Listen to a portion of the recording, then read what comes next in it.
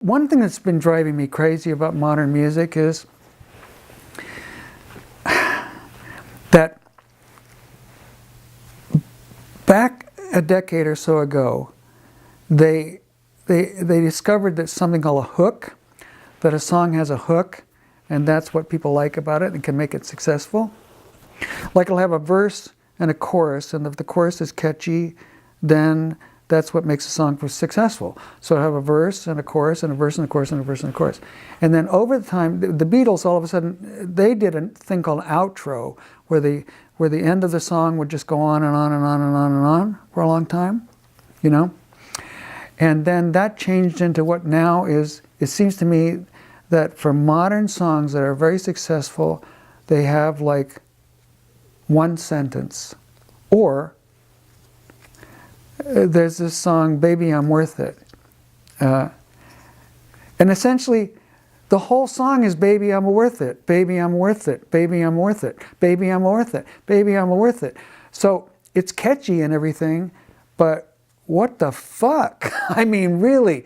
So, I mean, as a songwriter, I try to write ballads and songs that tell stories, you know, so they have a first verse, a second verse, a third verse, they have a middle, a beginning, and an end, and it tells a story. That's not happening anymore. Now it's just like, bam. Just bam. They find one particular sound that really is catchy and people like it, so they just do it for 3 minutes. Just that. I mean, it makes the craft of songwriting look like I'm out of a job. I'm out of a job, you know. I can't really write a song like that. I can't write a song like Baby I'm Worth It, because I want to explain why you're worth it and how you happen to be that way and whatever. So computerized recording has made it possible, and filmmaking in media and in the entertainment field, in film and recording, has made it possible to make music and film so that it's perfect. And by perfect, I mean there are absolutely no mistakes. It's artificial. It's artificial. And the image created for young musicians today is that you need to be that way in order to be successful, and that's a lie. It's not true. When you listen to new music today, there's no mistakes in it. There's no discord, there's no... organic? It's not organic at all. It's completely manufactured in the studio, in the film studio, or in the... You can, to use Photoshop as a metaphor for it, you can Photoshop everything now. Everything. So people are getting fed perfect everything. And it creates a fantasy land, because no one lives in a perfect anything. Life is made up of little glitches and mistakes and different feelings. And if you examine classic artists, world-class artists, they're always unpredictable in a certain way, because they're using their skills in a unique way every single time they play. These TV shows where they have American Idol and that, they tell people, this is the most important performance of your life. Give it to me in 30 seconds or 90 seconds or whatever it is. Creating the image that there is a most important performance of your life. But if you want to make a career as an artist, every job you ever have is the most important performance of your life. All you're doing is just doing one after another. You paint a picture, you paint another picture, you paint another picture, you make a film, you make a film, you make a film, you make a film. If you want to have a career, you write a song, you write a song, you write a song, you write a song. You perform it, you perform it, you perform it, you perform it. Working class people could afford to go and hear music and go to venues. And it seemed like the people on stage financially had something in common with you as a working class person. The Woodstock audience, the Woodstock generation, we were making middle class livings, and they aspired to making middle class livings, and that speaks a lot for the politics of the era. because politics and money go hand in hand. The interesting thing today to me is that there aren't groups anymore, pretty much.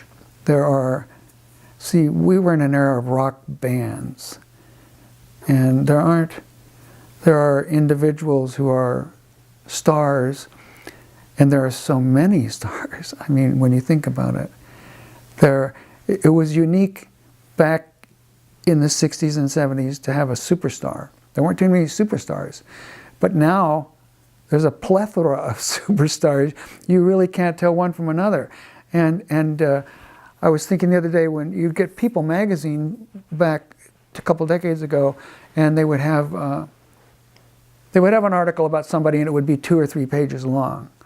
Now you're lucky if you get one paragraph. You get a magazine and it's full of little bits and pieces of 100 people. Just bam, bam, bam, bam, bam, bam, bam. And in the midst of this bang, bang, bang, bang, bang, bang, bang, bang, you're trying to break through the pack, which is enormous now. The pack is enormous, and go, hey, here I am, listen to me. And you get your hot minute where they go, okay, what do you got? I remember Tupac Shakur, in his album All Eyes on Me, he talked about doing a show every day. It's really hard work. You have to do a lot of shows. You have to keep on going. And even after you have one success, you don't stop. You keep going, and your success builds. Overall, in the whole gestalt, the whole package of entertainment today is crap, in my opinion. What I mean is it's boring. It's about sex. It's about violence. And I'm trying to think what else it's about. Consumption, drugs, and alcohol, just that. Before, in the 60s, you went into a record shop, and it was novel to have long-playing albums. They didn't exist before. So people came in, and they could go look at something and pick it out. Now there's a plethora, enormous quantity of stuff to go through. Like you're going to San Francisco. So if you go to San Francisco and you go to Amoeba Records in the Haight-Ashbury, you should do that. If you go to Amoeba Records in San Francisco in the Haight-Ashbury, you will see tens of thousands of albums and CDs of everything you can possibly think of, from every decade you can possibly think of. And trying to pick out one of those items or 2 of those items because you heard it from somebody is a very ponderous and difficult process. So people tend to gravitate towards genres. When you have artists putting out product that's worth millions of dollars, really, it gets filtered through. It gets filtered through a money-making machine, and it will be, if it's any threat to the establishment, and that can mean the political establishment, the financial establishment, the social establishment, it's cut out, so it doesn't reach an audience. So then you have just underground music. I think there's underground music now discussing all kinds of social, political things. Without an audience, you in a way don't exist as a performing artist. So at Woodstock, I had an audience in the crowd, because the crowd was there, and I had an audience because of the film and because of the record. But without an audience, denied access to an audience, it almost makes it non-existent.